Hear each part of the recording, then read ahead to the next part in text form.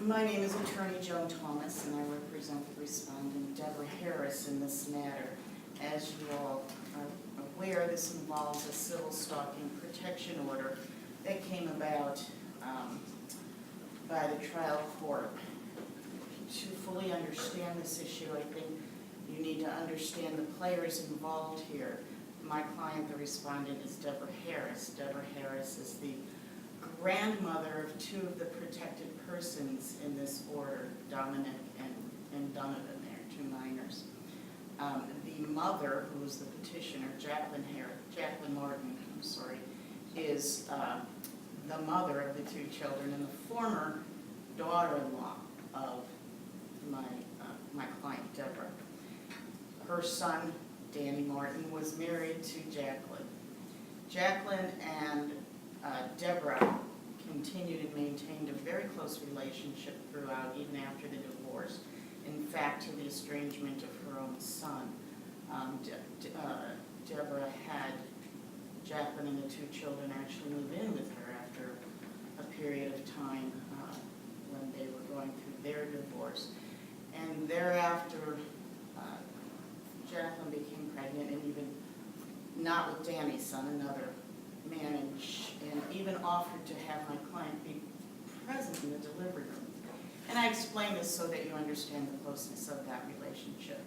By all accounts, Debra was a very involved, caring, and concerned grandmother. She, in fact, quit her own job to be caretaker for the kids when they were young. She volunteered at their schools all the time. She coached their soccer, at sporting activities.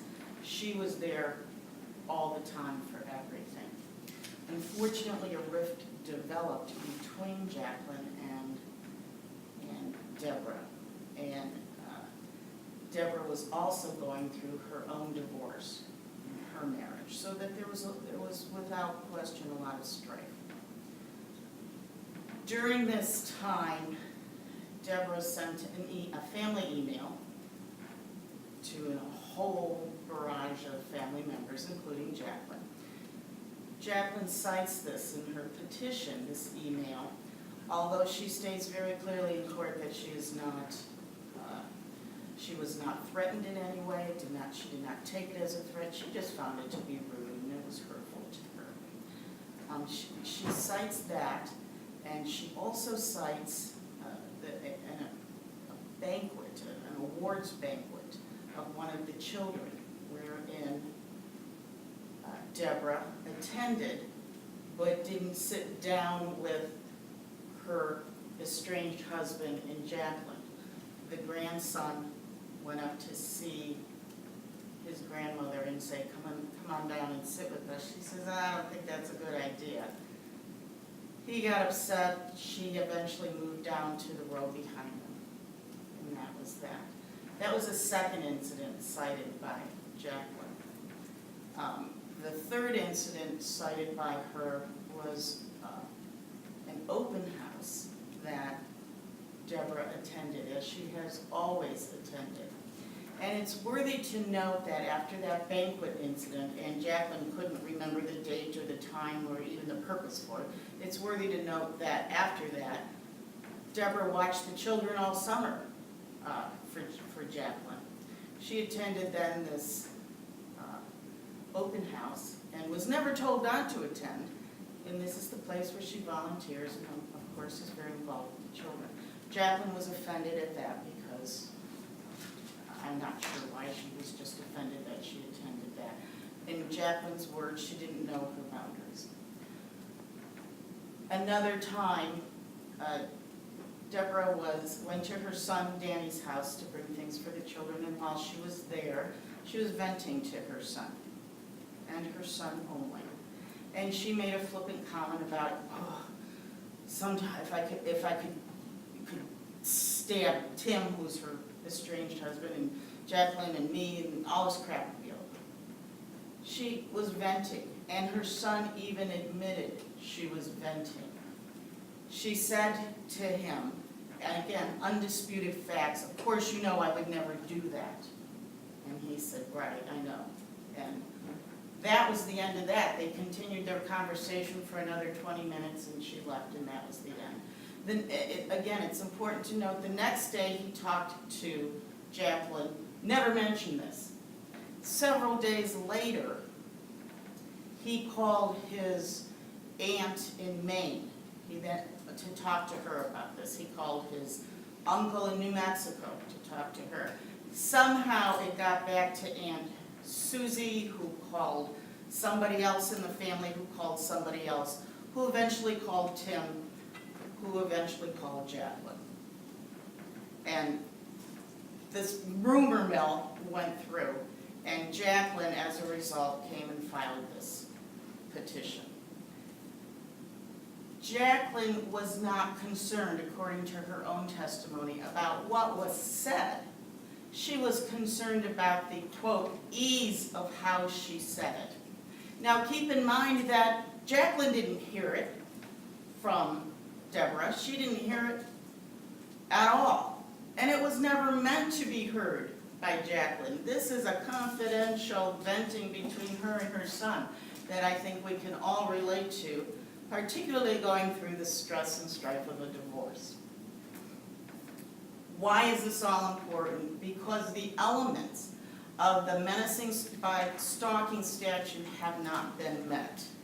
The elements are very clear.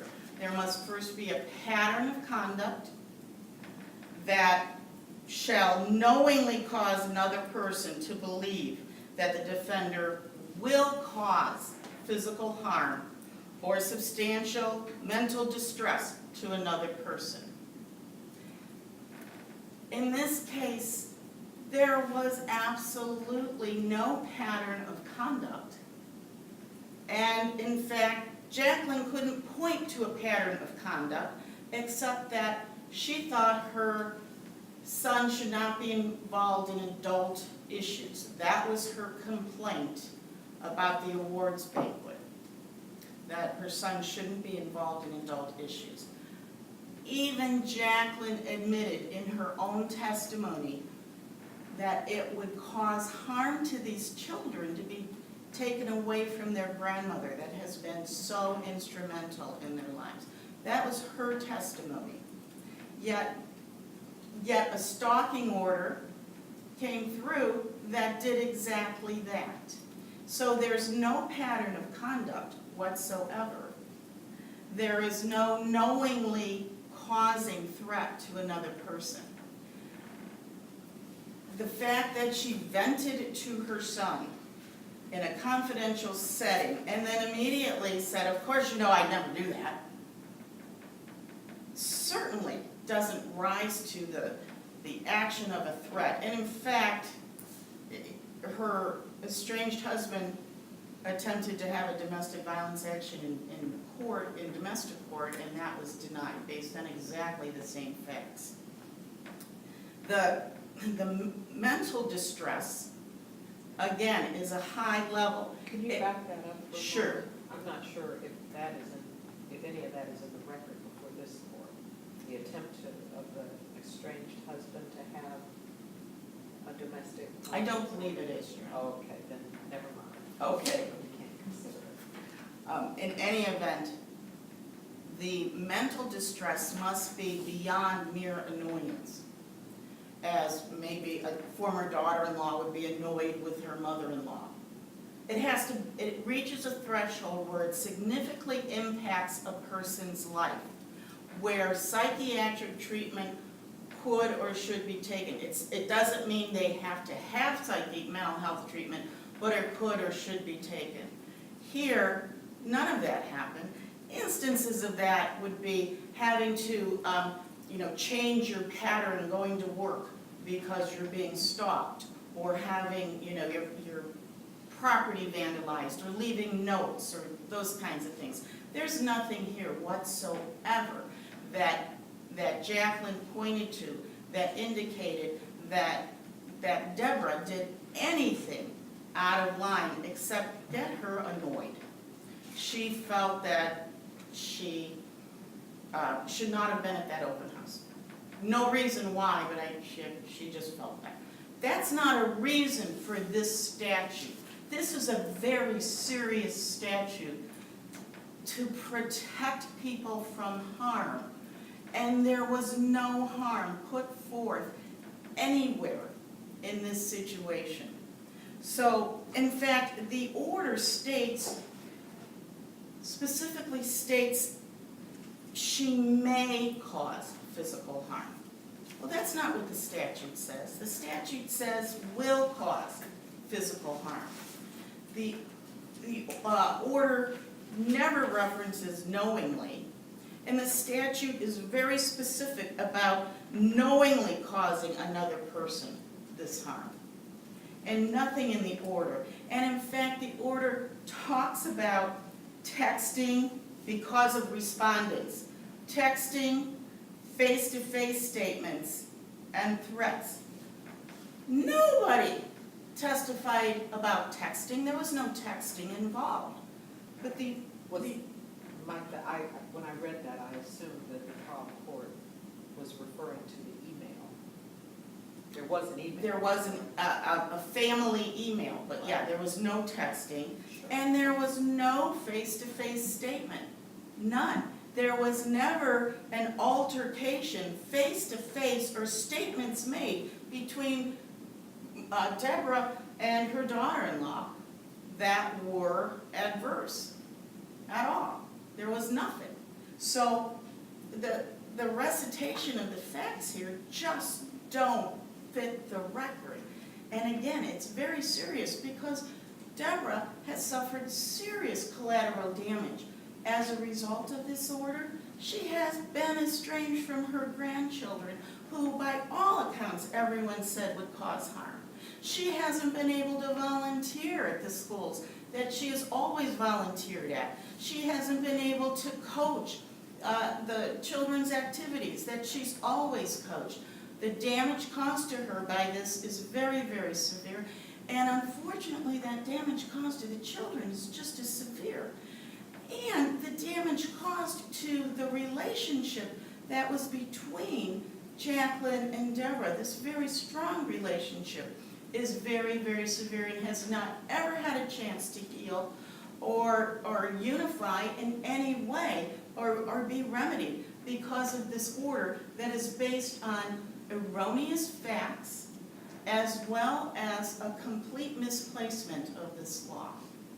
So, Your Honors, based on all of that, I would absolutely implore you to find that the lower court did abuse its discretion in putting forth this order that has ripped a family apart, and it is a family, has ripped this family apart for no apparent reason and have this reversed and so that it can be dismissed in its entirety and this family can start putting back the pieces. And these children, most of all, can reunite with their grandmother, who has been instrumental in their lives from their birth till this horrible travesty occurred.